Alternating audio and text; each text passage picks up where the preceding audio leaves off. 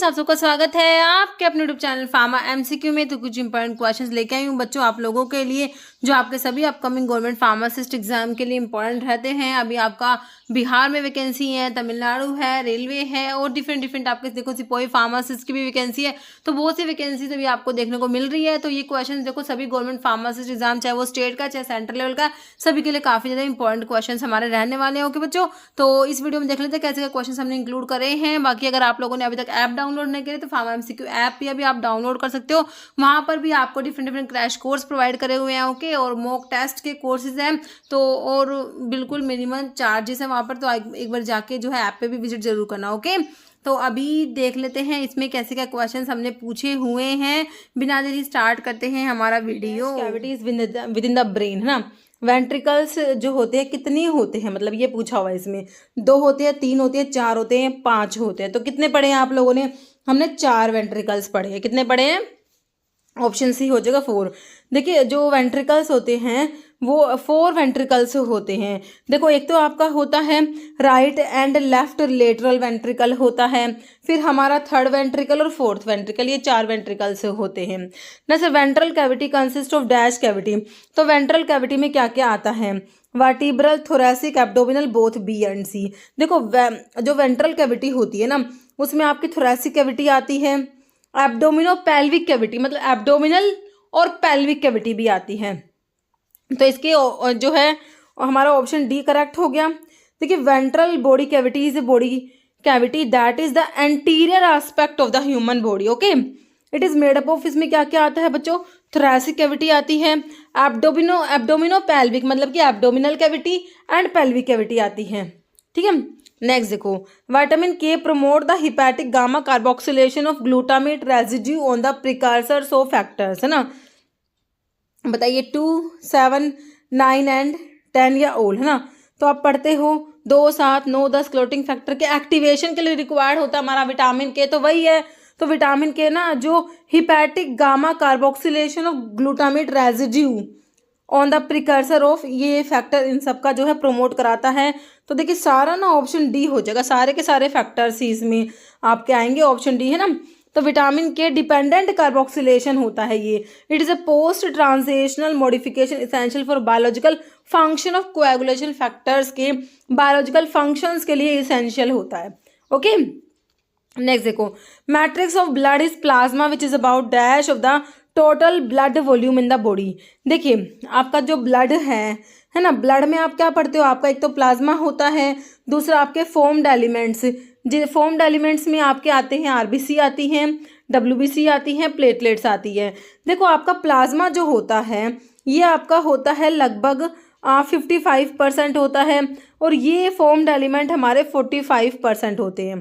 ठीक है, तो देखो अभी जो है ये होता है, अभी देखो ऑप्शंस में ये 10 to 20 काट दोगे, 22 to 34 भी नहीं होगा, तो थर्ड भी नहीं होगा, तो ऑप्शन 4 आपका हो जाएगा, मतलब कि डी 52 से 62%। ओके, नेक्स्ट देखो, which cranial nerve is responsible for eye के मूवमेंट के लिए हमने पढ़ी है, कौन कौन सी क्रेनियल नर्व पढ़ी है? एक तो थर्ड वाली पढ़ी है बच्चों, है ना, एक फोर्थ वाली पढ़ी है, फिफ्थ को छोड़ के 6th वाली पढ़ी है, 3, 4 और 6 पढ़ी है। तो देखो थर्ड वाली कौन सी है? ओक्यूलोमोटर, ट्राइजेमिनल, वैगस या ओल्फैक्टरी। ओल्फैक्टरी तो फर्स्ट है, उसके बाद ऑप्टिक, उसके बाद ओक्यूलोमोटर, है ना। तो इसमें थर्ड वाली आ जाएगी, ओक्यूलोमोटर इसमें दी हुई है। बाकी फोर्थ वाली और 6th वाली भी इसमें आई के मूवमेंट के लिए रेस्पॉन्सिबल है। तो इसका आंसर ऑप्शन हो गया ए, है ना। तो कौन कौन सी 12 आपकी जो क्रेनियल नर्व्स 12 होती है, कौन कौन सी होती है? ओल्फैक्टरी, है ना, स्मेल से रिलेटेड होती है ना, ऑप्टिक देखने से विजन, है ना, ओक्यूलोमोटर अभी देखा आई की मूवमेंट, ट्रोक्लियर इसका भी रिलेशन आई की मूवमेंट से है, 3, 4 और 6 वाली एब्ड्यूसेंस भी, है ना। ठीक है, बाकी ट्राइजेमिनल है 5th वाली, 7th वाली फेशियल नर्व, उसके बाद 8th है ऑडिटरी या वेस्टिबुलो कॉकलियर, उसके बाद 9th ग्लोसोफेरेंजियल, 10th वाली वेगस नर्व होती है, 11th आपकी कौन सी है? एसेसरी नर्व या एसेसरी स्पाइनल भी से बोलते हो। लास्ट वाली 12 वाली कौन सी? हाइपोग्लोसल, मूवमेंट ऑफ टंग, है ना।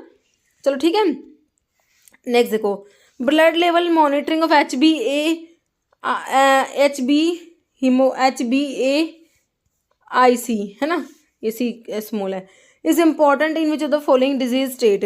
हाइपरकोलेस्टेरोलीमिया, डायबिटीज मेलिटस, मायोकार्डियल इन्फार्क्शन और कंजस्टिव हार्ट फेलियर। तो डायबिटीज मेलिटस के केस में जो HB होता है, ये इसको पता है क्या बोलते हैं, ग्लाइकेटेड हीमोग्लोबिन बोलते हैं। HbAIC जो भी है, ये ग्लाइकेटेड हीमोग्लोबिन बोलते हैं इसको, ठीक है। तो इसको मॉनिटर करना होता है। तो ये होता है डायबिटीज़ के केस में, डायबिटीज मेलिटस के केस में, है ना। तो ऑप्शन आपका बी राइट हो जाएगा। मतलब कि ये ना अप्रोक्सीमेट 6.5 से कम होना चाहिए। अगर ये मतलब कि 6 ऑलमोस्ट मतलब 6.5 इनसे ज़्यादा हो गया ना, तो समझ जाना कि डायबिटीज़ है ना। तो इसकी वैल्यू बिलो होनी चाहिए, 6 या 6 से कम। ओके, नेक्स्ट देखो, alkaptonuria is a metabolic disorder of dash amino acid.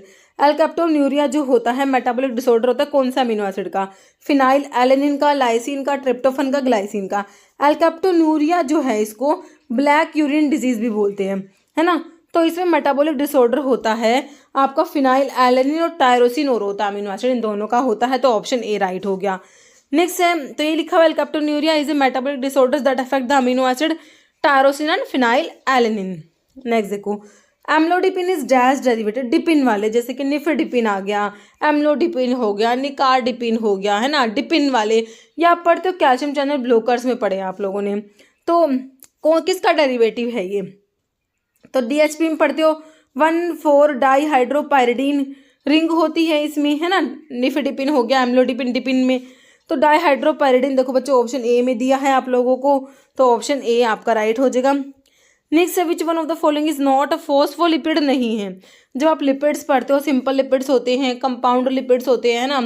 Compound lipids में आपका जैसे कि ये फॉस्फोलिपिड आता है, ठीक है। तो कौन सा फॉस्फोलिपिड नहीं है, लैसिथिन, फॉस्फेटाइडाइल इनोसिटॉल, फ्रिनोसिन और सिफेलिन। देखो लैसिथिन, सिफेलिन और ये फॉस्फेटाइडाइल इनोसिटॉल, ये आपके फॉस्फोलिपिड्स होते हैं। इसमें ना ऑप्शन सी फ्रिनोसिन नहीं आएगा। ओके, नेक्स्ट है, maltose sugar has glycosidic linkage. तो माल्टोज शुगर में कौन सा जो है ग्लाइकोसिडिक लिंकेज है, α14 β14, α12 β12। तो α14 ग्लाइकोसिडिक लिंकेज होता है आपका किसमें, माल्टोज में। माल्टोज जो है इसमें 2 ग्लूकोज के मॉलिक्यूल जुड़े होते हैं, इट इज़ अ डाइसैकेराइड, है ना। तो ये 2 मोनोसैकेराइड से मिलके बना है भाई। 2 मोनोसैकेराइड आपस में जुड़ेंगे, ग्लाइकोसिडिक बॉन्ड बनेगा, वाटर मॉलिक्यूल रिमूव होता है। तो इसमें ना α14 ग्लाइकोसिडिक बॉन्ड होता है माल्टोज में। और माल्टोज के मोनोसैकेराइड हमारे ग्लूकोज होते हैं, 2 ग्लूकोज आपस में जुड़ के माल्टोज की फॉर्मेशन करते हैं। ओके, नेक्स्ट देखो, कोलेस्ट्रिपोल इज अ ड्रग। कोलेस्ट्रिपोल कहाँ पढ़ा, तो एंटी हाइपरलिपिडेमिक ड्रग जब पढ़ते हो वहाँ पर अचमजी कोल्डाक्टेज इनहिबिटर में हमारे स्टैटिन्स आते हैं, PPAR अल्फा रिसेप्टर्स के एगोनिस्ट होते हैं, है ना, जो फिब्रिक एसिड डेरिवेटिव होते हैं। बाइल एसिड सिक्वेस्ट्रेंट में आपका कोलेस्ट्रिपोल आता है ना, कोलेस्टायरामिन आता है, कोल्सवैलम आता है। तो ये ऑप्शन सी राइट हो जाएगा। कोलेस्ट्रिपोल क्या है, बाइल एसिड बाइंडिंग एजेंट हो जाएगा। Next, composition of barium sulphate reagent use in limit test of sulphate. Sulphate के लिमिट टेस्ट की बात हो रही है ना। तो इसमें जो बेरियम सल्फेट जो रिएजेंट का कंपोजिशन है ना, देखो barium sulphate free alcohol, ferrous sulphate नहीं होगा, barium chloride alcohol, potassium chloride तो नहीं होगा, बेरियम सल्फेट पोटाशियम क्लोराइड नहीं होता। इसमें बेरियम क्लोराइड होता है, सल्फेट फ्री अल्कोहल होता है और पोटाशियम सल्फेट यूज होगा बच्चों, ठीक है। तो सल्फेट के लिमिट टेस्ट के बारे में है। और इसमें जो देखो क्लोराइड के में तो ओपैलिसेंस कंपेयर करी जाती है और सल्फेट के में टर्बिडिटी कंपेयर करी जाती है ना। तो ऑप्शन डी इसका राइट हो गया, है ना। तो सल्फेट के लिमिट टेस्ट में एक बार देख लो क्या लिखा हुआ है। इसमें रिएक्शन होती है barium chloride and sulphate in the presence of dilute HCl to give turbidity of barium sulphate. Okay, barium chloride और सल्फेट जो पोटाशियम सल्फेट है, ठीक है। तो इसमें बेरियम सल्फेट की टर्बिडिटी जो अपीयर होगी। Okay, next in the limit test for arsenic the granulated zinc and HCl help to. तो आर्सेनिक के लिमिट टेस्ट जिसमें गजेट अपैरेटस यूज होता है, तो कहते हैं ग्रैनुलेटेड जिंक और HCl किस में हेल्प करेंगे, increase the sensitivity of the test की सेंसिटिविटी को इंक्रीज कराएंगे, produce stable colour, reduce arsenic और आर्सेनियस एसिड टू आर्सीन या नन। तो आर्सेनिक के लिमिट टेस्ट में जो ग्रैनुलेटेड जिंक है HCl है, ये किस में हेल्प करते हैं, ये रिड्यूस कराते हैं आर्सेनिक या आर्सेनियस एसिड को आर्सीन गैस में। ओके, ऑप्शन क्या हो गया, सी। देखिए आर्सेनिक का लिमिट टेस्ट के बारे में थोड़ा सा लिखा हुआ है, it is based on reaction of arsenic gas, ठीक है, with hydrogen ion to form, ठीक है, जो हमारी आर्सेन गैस बनी है ना, तो हाइड्रोजन आयन के साथ में येलो स्टेन देती है मर्क्यूरी क्लोराइड पेपर पर in the presence of reducing agent like potassium iodide. It is also called as Gutzeit test and required special apparatus. Arsenic present in arsenic acid in a sample. It is reduced to arsenious acid by reducing agent like potassium iodide, stannous acid, zinc, HCl, ठीक है। arsenious acid is further reduced to arsene gas, ठीक है।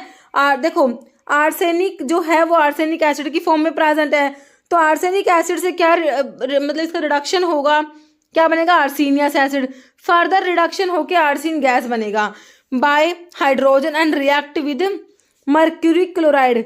अब जो ये arsine gas है बच्चों, ये मर्क्यूरी क्लोराइड पेपर से रिएक्ट करके येलो स्टेन देती है ना, रिएक्ट करेगी mercury chloride paper to give yellow stain, ठीक है। तो ये होता है इसमें बेसिकली आर्सेनिक के लिमिट टेस्ट में, जिसका अपैरेटस बहुत बार एग्जाम में बना है क्वेश्चन, गजेट अपैरेटस यूज होता है। ये सारे रिड्यूसिंग एजेंट है आपका, जैसे कुछ भी अभी जैसे पूछा हुआ स्टैनस एसिड है, जिंक, HCl, पोटेशियम आयोडाइड, है ना।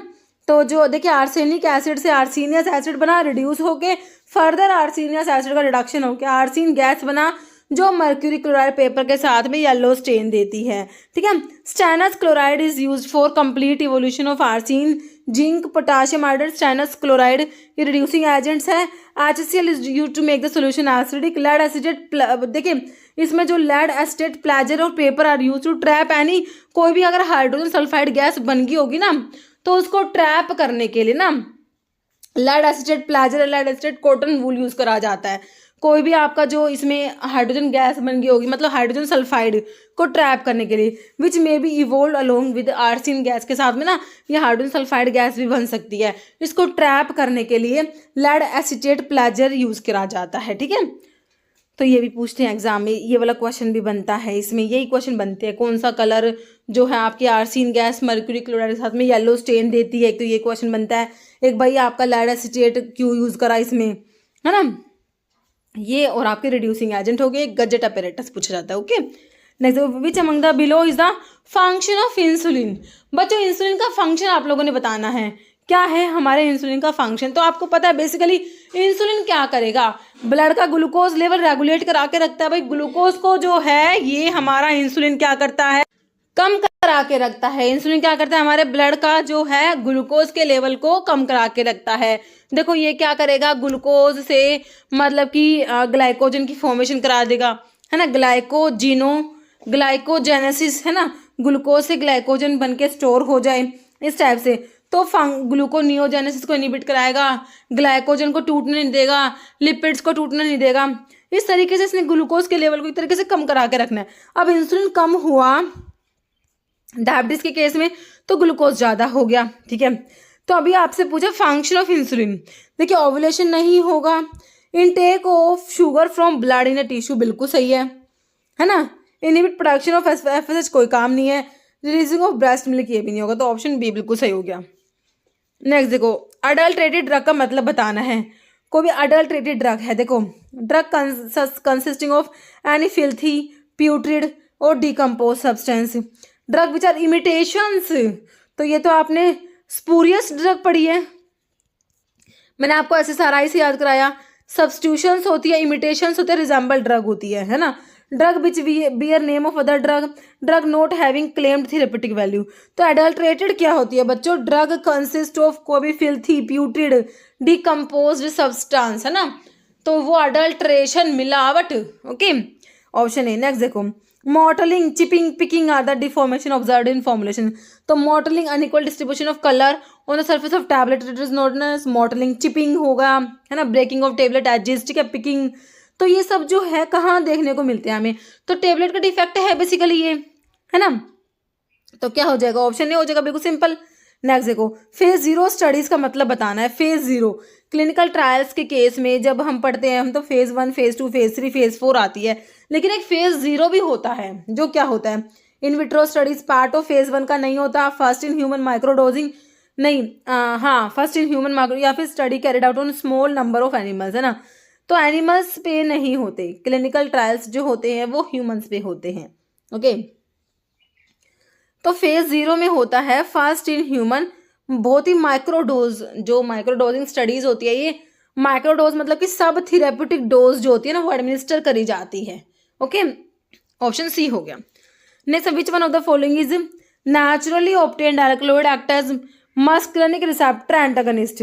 देखो मस्कुलिनिक रिसेप्टर को एंटागनाइज करेंगी हमारी एंटीकोलिनर्जिक ड्रग, है ना। आप पढ़ते हो एंटीकोलिनर्जिक ड्रग जो होती है एसिटाइल कोलिन के मस्कुलिनिक रिसेप्टर को एंटागनाइज करती हैं। तो नेचुरली ऑब्टेन्ड एल्कलॉइड जो एंटीकोलिनर्जिक है वैसिसिन, क्यूनिन, एट्रोपिन या पाइपरिन, कौन सा इसमें से हमारा एट्रोपिन होता है बच्चों, है ना, option C. The agent use to delay the renal excretion of penicillin का जो रीनल एक्सक्रीशन को डिले करा देगा, ठीक है, कौन कराएगा? प्रोटामिन सल्फेट तो हिपैरिन का एंटीडोट होता है। Procaine it is a local anaesthetic. Propylene glycol probenecid, probenecid जो होता है पेनिसिलिन के ट्यूबुलर सिक्रेशन को इनिबिट करा देता है। ओके, तो delay the renal excretion of penicillin it is probenecid, option D. Next, inactive precursor of some enzyme that are activated through hydrolysis reaction. These are known as zymogen. क्या होते हैं? zymogen. Inactive जो form होती है enzyme की, like pepsinogen, trypsinogen, ये सब क्या इनएक्टिव एंजाइम्स होते हैं, है ना, जो एक्टिवेट होते हैं, तो ये इन्हें बोलते हैं जाइमोजन कहा जाता है। ओके, होलो एंजाइम हो तो एपो एंजाइम प्लस को एंजाइम को क्या बोलते हो? Holo enzyme. एपो एंजाइम होता है protein part of the enzyme is known as apoenzyme. Okay, next, which of the following disease is disease of genetic origin in humans.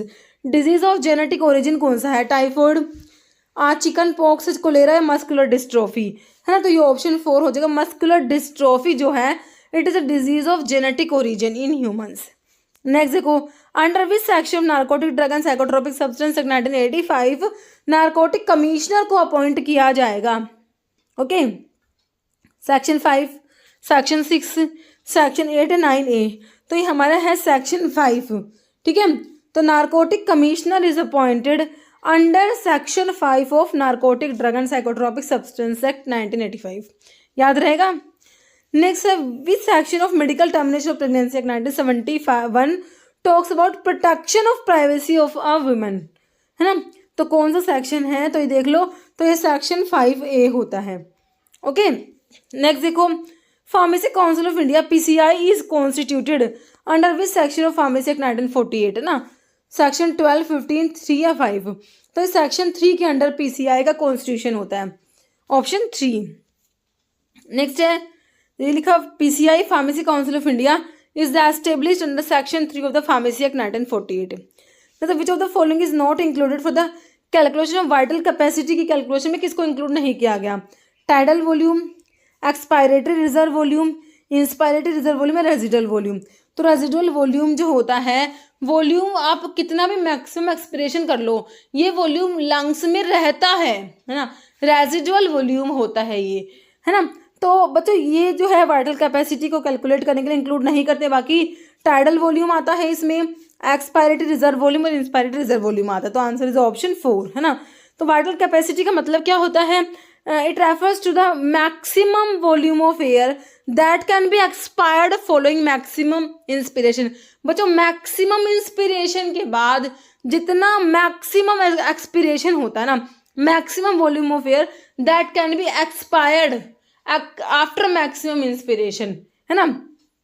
तो maximum inspiration में इसमें inspiratory reserve volume आ गया, maximum expiration है तो इसमें आपका expiratory reserve volume आता है, और टाइडल वॉल्यूम तो आपका नॉर्मली इंस्पायर एक्सपायर का तो टाइडल वॉल्यूम होता है तो वो भी आता है। तो वाइटल कैपेसिटी में तीनों पैरामीटर इंक्लूड होते हैं। ओके, तो it is total of tidal volume, inspiratory reserve volume and expiratory reserve volume. Okay, तो इसका फॉर्मूला है। नेक्स्ट देखो, hepatotoxicity, hyperuricaemia and gout are the adverse effect of which one of the following. देखो hepatotoxicity कोज करा देगी तो streptomycin तो कराती नहीं, है ना, तो हाइपरयूरिसीमिया यूरिक एसिड का लेवल बढ़ाएगी, एंड गाउट करा देगी। ऑब्वियसली यूरिक एसिड का लेवल बढ़ेगा तो गाउट की कंडीशन देखने को मिलेगी। तो आपकी जो 4 ऑप्शंस हैं इसमें से आपकी जो है पैराजीनामाइड, है ना, तो ये क्या करते हैं? Hyperuricaemia, hepatotoxicity and gout. First line anti TB drug है, ये first line anti TB drug है, ठीक है। तो ये हाइपर यूरिसीमिया करा देती है, हिपैटोटॉक्सिटिकोस करा देती है, गाउट करा देती है, सही है। और स्ट्रिप्टोमाइसिन भी first line anti TB drug में आती है हमारी, है ना।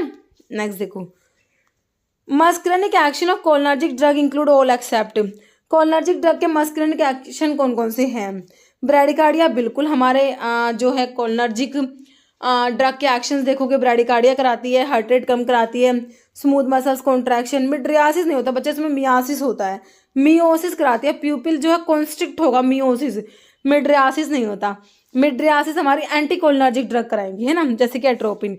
बाकी सिक्रेशंस वगैरह सारे इंक्रीज होते हैं, increase secretions from exocrine gland, है ना, सलाइवेशन, लैक्रिमेशन सब कुछ इंक्रीज होता है, स्टमक से HCl का सिक्रेशन इंक्रीज होता है, ओके। तो इसका जो है हमारा आंसर हो गया, क्या हो गया, ऑप्शन 3। नेक्स्ट देखिए, chemical test that distinguish wool from silk, wool को सिल्क से डिस्टिंग्विश करेगा, कौन सा केमिकल टेस्ट बताओ। विद लेड एसीटेट के साथ में silk form green, PPT green तो आते ही नहीं। Iodinated zinc chloride solution silk give violet colour, acetic anhydride and sulphuric acid silk form green colour, या लेड एसीटेट कॉटन वूल के साथ में ब्लैक पीपीटी देगा हमारा, ठीक है, बिल्कुल सही है।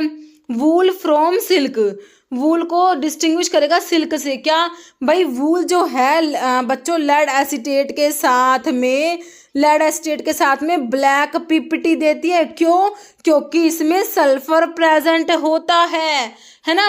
इसी से ही वूल और सिल्क को डिस्टिंग्विश करा जाता है कि भाई लेड एसीटेट के साथ में ब्लैक पीपीटी हमारा वूल तो देता है बट सिल्क नहीं देता, क्यों, क्योंकि वूल में सल्फर प्रेजेंट है और सिल्क में सल्फर प्रेजेंट नहीं होता, ठीक है, ध्यान रहेगा, बिल्कुल रहेगा। ऑप्शन हमारा क्या हो गया, 4 राइट हो गया। नेक्स्ट देखो, जो the following statement describe the disadvantage of using water as solvent in the extraction of drug. तो वाटर को एज सोलवेंट यूज करोगे, जैसे कि भाई सोलवेंट हमारा वाटर है, अल्कोहल है, सब यूज होते हैं, तो वाटर को अगर यूज करते हैं तो उसके क्या जो है डिसएडवांटेज है। देखो, इट इज़ वेरी चीप, तो ये तो कोई डिसएडवांटेज नहीं है, नॉन टॉक्सिक है, ये भी नहीं है डिसएडवांटेज, है ना। It leads to hardness to manage substrate, देखिए वाटर जो है ये हार्डलेस करा देगा, तो ये इसका डिसएडवांटेज हो गया। बाकी it can dissolve a wide range of chemical substance, तो ये भी इसका डिसएडवांटेज नहीं है, तो आंसर तो ऑप्शन जो है 3 हो गया, ओके। नेक्स्ट देखो, which of the following is not classified as a narcotic drug under NDPS act 1985। Not classified as a narcotic drug, cocaine, heroin, cannabis, reserpine, बताइए। जो नार्कोटिक ड्रग नहीं है ना, तो रिजर्पिन, रोवोल्फिया, है ना, रोवोल्फिया में रिजर्पिन जो एंटी हाइपरटेंसिव होता है कि नहीं, कोकेन, हीरोइन, कैनाबिस, ये आपके नार्कोटिक आ जाएंगे सारे। ऑप्शन 4 हो गया रिजर्पिन, जो नार्कोटिक नहीं है। नेक्स्ट देखो, conversion of arachidonic acid to prostaglandin is catalysed by, है ना, एराकिडोनिक एसिड होता है, इस पर एक बार तो कोक्स एक्ट करेगा या फिर लोक्स एक्ट करेगा। कोक्स मतलब साइक्लोऑक्सीजनेस, लोक्स मतलब लिपोऑक्सीजनेस, है ना, तो इससे ल्यूकोट्राइन्स बनते हैं, और अगर कोक्स काम करता है तो प्रोस्टाग्लैंडिन्स बन गए, है ना, ये आपके बनते हैं, इसमें प्रोस्टाग्लैंडिन्स, थ्रोम्बोक्सिन्स, ये सब बनते हैं। तो कह रहे conversion of arachidonic acid to prostaglandin is catalysed by, कौन सा एंजाइम काम करेगा भाई, हमारा कोक्स करेगा, साइक्लोऑक्सीजनेस, जो कि हमारे एंसर्स हम पढ़ते हैं, तो क्या करता है, कोक्स को इनिबिट कराते हैं ना, पढ़ते हैं, बिल्कुल सही है, तो ऑप्शन सी हो गया। बाकी लोक्स को इनिबिट करने वाली ड्रग जी ल्यूटन आती है, zileuton 5 LOX inhibitor, okay, option 3 सही है। कोक्स पाथवे जो साइक्लोऑक्सीजनेट अगर काम करता है एराकिडोनिक एसिड पे, तो generate eicosanoids with ring structure, prostaglandins हो गया, थ्रोम्बोक्सिन्स हो गए, प्रोस्टासाइक्लिन हो गया, है ना। और अगर लोक्स काम करेगा, लाइपोऑक्सीजनेज क्या प्रोड्यूस करेंगे, open chain compound like leukotrienes, okay. देखो, प्रोस्टाग्लैंडिन्स हो गए, थ्रोम्बोक्सिन्स हो गए, प्रोस्टासाइक्लिन हो गए, दीज आर रिंग स्ट्रक्चर, और leukotrienes are open chain compound, ये भी याद रखना। नेक्स्ट देखो, which antihistamine drug has piperazine nucleus, है ना, तो एंटीहिस्टामिन का केमिकल क्लासिफिकेशन से क्वेश्चन है। सिप्रोहेप्टेडिन, क्लोरफेनिरामिन, ब्यूक्लिजिन, मिपैक्रिन, तो ब्यूक्लिजिन में पाइप्राजीन रिंग होता है, ऑप्शन 3 राइट हो जाएगा। देखो, एंटीहिस्टामिन का केमिकल क्लासिफिकेशन रिवाइज कर लो, एमिनो अल्काइल डेरिवेटिव में हमारा डाइफिन हाइड्रामिन आता है, डाइमिन हाइड्रेनेट आता है, है ना, डोक्साइलामिन क्लेमास्टिन आता है, ये है अमीनो एल्काइल ईथर डेरिवेटिव। फिर इथाइलिन डाई अमीन डेरिवेटिव, इसमें कौन कौन सी ड्रग आती है, इसमें आती है हमारी मीपायरामिन आता है, जिसे पायरिलामिन भी बोलते हो, और ट्राइपैलिनामिन, ये इथाइलिन डाइअमीन डेरिवेटिव। प्रोपाइलामिन में फेनिरामिन, क्लोरफेनिरामिन, ब्रोमफेनिरामिन, ये सब आ जाएंगे। फिनोथायाजिन्स में प्रोमिथाजिन, ट्राइम्पिराजिन। पाइपराजिन जो आपसे क्वेश्चन बना था, है ना, hydroxyzine, cyclizine, chlorcyclizine, meclizine, buclizine, cinnarizine. Okay, next clinical trial registry in India is maintained by, है ना, तो क्लिनिकल ट्रायल रजिस्ट्री जो है इंडिया में से कौन मेंटेन करता है, WHO, World Health Organization Delhi, ICMR, Indian Council of Medical Research New Delhi, Institute of ICR, Institute of Clinical Research New Delhi, या CDSCO, Central Drug Standard Control Organization New Delhi. तो ये ऑप्शन बी हो जाएगा, ICMR New Delhi, Indian Council of Medical Research New Delhi. Okay, कह रहे clinical trial registry जो है India में CTRI is maintained by National Institute of Medical Statistics NIMS of the Indian Council of Medical Research. Okay, next organ इन क्या कह रहे हैं, following pair give GMP requirement as per the various schedule which of the following pair is incorrect, बताइए कौन सा incorrect है ना, तो आपसे शेड्यूल दिए हुए हैं,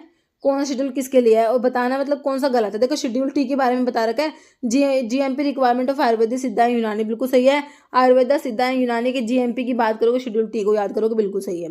schedule M1 M2 M3 HCM से याद कराया, होम्योपैथिक के लिए, कॉस्मेटिक्स के लिए, मेडिकल डिवाइसेस के लिए, M1 होम्योपैथिक के लिए, M2 cosmetics, M3 medical devices, है ना। तो requirement of factory premises for manufacturing homeopathic preparations M1 सही है, M2 को कॉस्मेटिक्स लिख दिया, requirement for manufacturing premises of cosmetics बिल्कुल सही है। तो requirement of manufacturing of medical devices ये M3 आता है बच्चों, यहाँ पर ये एन गलत लिख दिया शेड्यूल एन, तो आंसर तो ऑप्शन डी आपका हो गया। शेड्यूल एन किसके लिए है, list of minimum equipment for the efficient running of pharmacy, है ना।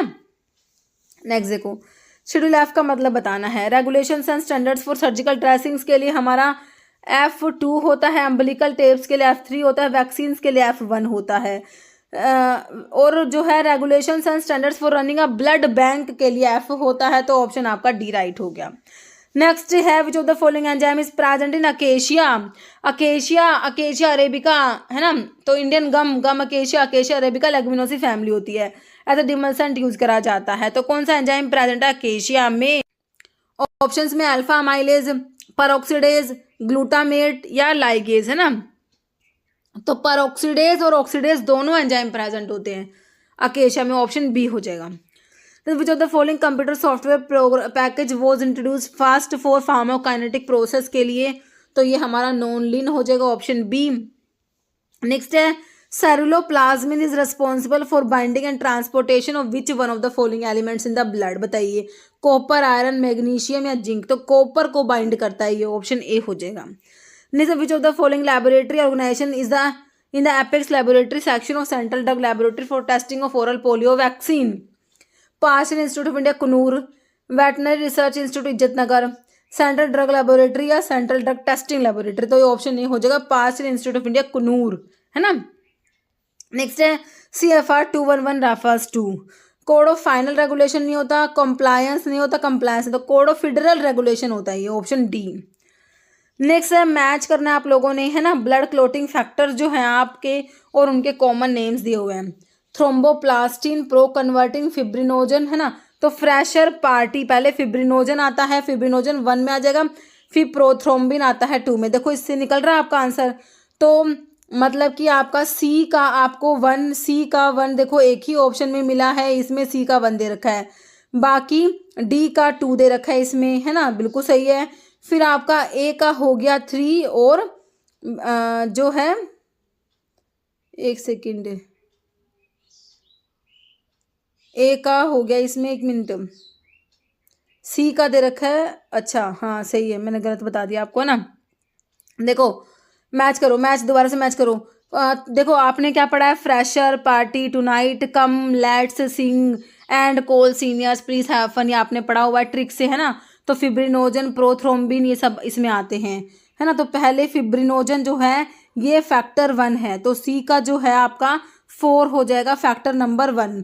तो सी का 4 कौन से ऑप्शन में है? देखो बच्चों सी का 4 जो है, देखो इसमें ये सी का 4 है, इसमें सी का 1 दे रखा है, तो सी का 4 बच्चों सिर्फ एक ही ऑप्शन में है, फर्स्ट वाले में, है ना। तो इसमें देखो सी का 4 हो गया हमारा, और डी जो है प्रोथ्रोम्बिन जो है इसका है बच्चों ये फैक्टर नंबर 3 में आएगा। ओके, और आपका जो है फिर से मैं इसको डी का है, फिर से इसको गलत बता दी है ना। प्रोथ्रोम्बिन जो है ये हमारा हो जाएगा फैक्टर नंबर, ये देखा ना हमने फिब्रिनोजन के बाद प्रोथ्रोम्बिन फैक्टर 2 हो जाएगा। ओके बच्चों, और आपका थ्रोम्बोप्लास्टिन जो है ये फैक्टर नंबर 3 हो जाएगा, और प्रो कन्वर्टिंग फैक्टर नंबर हमारा 7 हो जाएगा। ठीक है, तो ये सारे एक बार फैक्टर रिवाइज कर लो। ये मेरे हिसाब से ऑप्शन 1 इसमें ठीक हो गया आप लोगों का। ठीक है, थोड़ा सा कंफ्यूज हो गई, कोई दिक्कत नहीं है, थोड़े से ना ये ऑप्शन इधर उधर लिखे हुए हैं, और ये ना फैक्टर 1 2 इस करके ना, और ये ऑप्शन इससे थोड़ा सा हो गया कन्फ्यूजन। तो ठीक है, अभी आपको मेरे हिसाब से समझ आ गया। एक बार सारे फैक्टर देख लो। देखो आपने कैसे ट्रिक करा, ट्रिक कैसे याद करा, फ्रैशर पार्टी से, है ना। तो फिब्रिनोजन, फिर प्रोथ्रोम्बिन, टुनाइट, फिर थ्रोम्बोप्लास्टिन, इसको टिश्यू फैक्टर भी कहते हैं। Fresher party tonight come calcium, let's labile, sing stable factor या pro converting, and anti haemophilic factor A, fresher party tonight come let's sing, and coal से Christmas factor या anti haemophilic factor B. ठीक है, and coal seniors मतलब Stuart power factor जो factor number 10 है। फिर है एंड हैव फन। ठीक है, एंड हैव फन, तो आपका जो है 11 वाला anti haemophilic factor C, 12 Hageman factor, 13 fibrin stabilising factor. Okay, तो which one of the following cause arterial and bronchial constriction of platelet को एग्रीगेशन कराता है? तो थ्रोम्बोक्सिन्स होते हैं, मैंने आपको याद भी कराया था। थ्रोम्बोक्सिन ए को ए से एग्रीगेशन याद रख लो, है ना। तो ऑप्शन डी हो जाएगा। बाकी प्रोस्टाग्लैंडिन E2 A2 D2 हो रखा है, इसमें दे रखे हैं। बाकी हमारा आंसर ऑप्शन डी हो गया, थ्रोम्बोक्सिन्स A2। नेक्स्ट है an inherited metabolic disorder alkaptonuria is due to lack of enzyme. तो एल्केप्टोन्यूरिया में हमने देखा था इसमें कौन सा एंजाइम डेफिशिएंट है? Phenylalanine hydroxylase, tyrosine hydroxylase, homogentisate oxidase, hydroxy propyl, hydroxy phenyl methyl hydroxylase. तो ये होता है option C, homogentisate oxidase enzyme deficient होता है एल्केप्टोन्यूरिया में, है ना, ऑप्शन सी। एल्केप्टोन्यूरिया को ब्लैक यूरिन डिजीज भी कहते हैं। देखो एल्केप्टोन्यूरिया जेनेटिक मेटाबॉलिक डिसऑर्डर होता है जिसमें body cells can not break down 2 amino acid, कौन कौन से? फिनाइल एलेनिन और टायरोसिन को, जिससे क्या होता है इनका मेटाबॉलिक डिसऑर्डर है इन दोनों अमीनो एसिड का, ये एल्केप्टोन्यूरिया। इसे मेटाबॉलिक डिसऑर्डर्स में क्या होता है, कलेक्शन होमोजेंटिसिक एसिड ना वो कलेक्ट हो जाता है, बॉडी में ही रह जाएगा। उसकी वजह से क्या होता है, due to presence of excess homogentisic acid urine और other part of the body turns dark colour के हो जाता है, इसलिए यूरिन ब्लैक हो जाता है, इसे ब्लैक यूरिन डिजीज भी कह दिया इसीलिए, है ना। ठीक है, नेक्स्ट देखो, short acting skeletal muscle relaxant, rapacuronium, mivacuronium, pen या विक्यूरोनियम। तो आपका मिवाक्यूरियम जो है short acting skeletal muscle relaxant होता है। तो स्केलेटल मसल रिलैक्सेंट्स हमारे देखो पेरिफेरली एक्टिंग होती है, सेंट्रली एक्टिंग होती है। पेरिफेरली एक्टिंग जो मसल रिलैक्सेंट्स हैं उनमें न्यूरोमस्कुलर ब्लॉकिंग एजेंट्स आते हैं और डायरेक्टली एक्टिंग एजेंट्स आते हैं। न्यूरोमस्कुलर ब्लॉकिंग एजेंट्स में नॉन डिपोलराइजिंग ब्लॉकर्स या कॉम्पिटेटिव इन्हें कहते हैं, एक डिपोलराइजिंग ब्लॉकर्स होते हैं। नॉन डिपोलराइजिंग में लॉन्ग एक्टिंग में डिट्यूबोक्यूरारिन, पेनक्यूरोनियम, डोक्साक्यूरियम, पाइपक्यूरोनियम।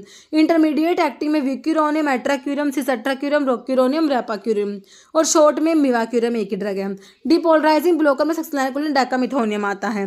डायरेक्टली एक्टिंग एजेंट्स में डेंट्रोलिन, सोडियम और क्विनीन आता है। और centrally acting skeletal muscle relaxants में मिफनेसिन, कंजीनर्स में मिफनेसिन, कैरिसोप्रोडोल, क्लोरजोक्साजोन, क्लोरमीजानोन, मिथोकार्बामोल। बेंजोडायजेपिन में diazepam and others. GABA derivative में बैक्लोफन, सेंट्रल अल्फा 2 एगोनिस्ट में ट्रिजानिडीन। ओके, नेक्स्ट देखो, when administered with a fatty meal which drug has got better absorption? Nystatin जो antifungal antibiotic में, pollen antibiotic में nystatin आता है। Dapsone, डायअमीनो डाइफेनाइल sulphone जो leprosy में यूज करते हो। क्लोरमफेनिकोल ब्रॉड स्पेक्ट्रम एंटीबायोटिक में आपका टेट्रासाइक्लिन एंड क्लोरमफेनिकोल आता है जो ग्रे बेबी सिंड्रोम भी करा देता है। या ग्रीसियोफल्विन, तो ये भी एंटीफंगल है ना, ग्रीसियोफल्विन। तो ग्रीसियोफल्विन को फैटी मिल के साथ में देंगे तो इसका अब्जॉर्प्शन इंक्रीज हो जाएगा। ठीक है, नेक्स्ट देखो, which of the following statement गलत है, इनकरेक्ट है?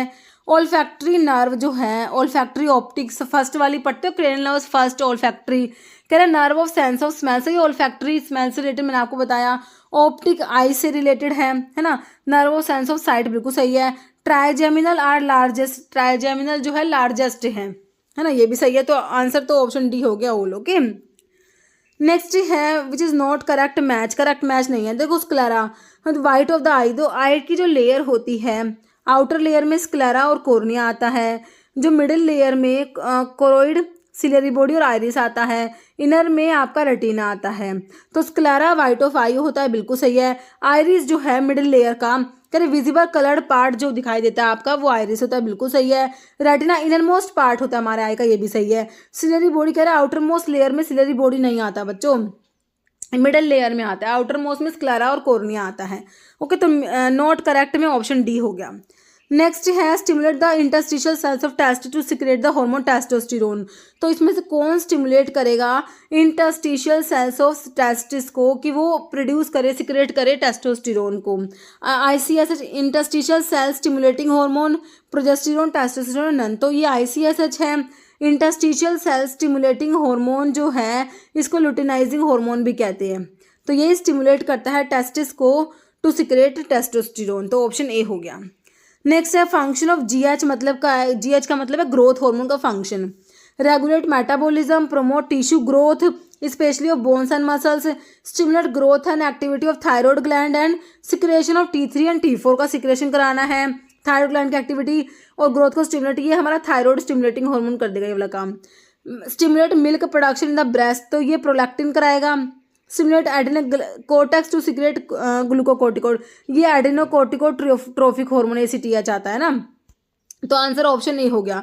ये सारे के सारे बच्चों आपके एंटीरियर पिट्यूटरी के हार्मोन है, एंटीरियर पिट्यूटरी के, ध्यान रखना। Next which of the following is incorrect, कौन सी बात गलत है, देखो the main function of PTH is to increase the blood calcium level when it is low. PTH parathormones होते हैं, पैराथायरॉइड ग्लैंड से सिक्रेट होते हैं, तो ये कैल्शियम के लेवल को ज़्यादा कराते हैं, बिल्कुल सही है। एल्डोस्टेरोन मेन मिनरल कोर्टिकोड बिल्कुल होता है। कह रहे when renal blood flow is reduced और blood sodium level falls, enzyme renin is secreted by kidney, से रैनिन रिलीज होता है जब हमारा ब्लड फ्लो कम हो जाए या फिर ब्लड का सोडियम लेवल कम हो जाएगा ना, तो रैनिन रिलीज होगा। रैनिन क्या कराएगा, एंजियोटेंसिनोजन से एंजियोटेंसिन 1 बनाएगा, एंजियोटेंसिन 1 से एंजियोटेंसिन 2 बनाता है हमारा एस एंजाइम, ठीक है, तो सही है। रैनिन कन्वर्ट एंजियोटेंसिन 1 से 2, बच्चों ये गलत है। रैनिन ना एंजियोटेंसिन 1 से 2 तो कौन बनाएगा, हमारा एस एंजाइम बनाएगा, एंजियोटेंसिन कन्वर्टिंग एंजाइम। रैनिन तो एंजियोटेंसिनोजन से एंजियोटेंसिन 1 बना रहा है। ओके, ऑप्शन डी सही हो गया, मतलब कि इनकरेक्ट हो गया है ना। ठीक है बच्चों, तो अभी जो है एक क्वेश्चन जिसका आंसर आप लोग दोगे, आप लोगों के लिए क्या क्वेश्चन है, which cranial nerve is responsible for eye movement, oculomotor, trigeminal, vagus, olfactory. Okay, तो इस वीडियो में इतने ही क्वेश्चन है, इस क्वेश्चन का आंसर आप लोगों ने कमेंट बॉक्स पे देना है। और अभी तक आप लोगों ने अगर एप्लीकेशन का आपको पता नहीं है, ठीक है, तो फार्मा MCQ की मोबाइल एप्लीकेशन को भी अभी आप लोग प्ले स्टोर से डाउनलोड कर सकते हो, अदरवाइज वीडियो के डिस्क्रिप्शन बॉक्स में भी आपकी लिंक होती है, तो उसको डाउनलोड कर लेना। ओके बच्चों, ठीक है, तो इस वीडियो में इतना ही। अगर आपको वीडियो अच्छी लगे तो लाइक करना, शेयर करना, चैनल पर नए हैं तो मेरा आप लोगों से रिक्वेस्ट है कि चैनल को प्लीज सब्सक्राइब जो करना। Okay, thank you.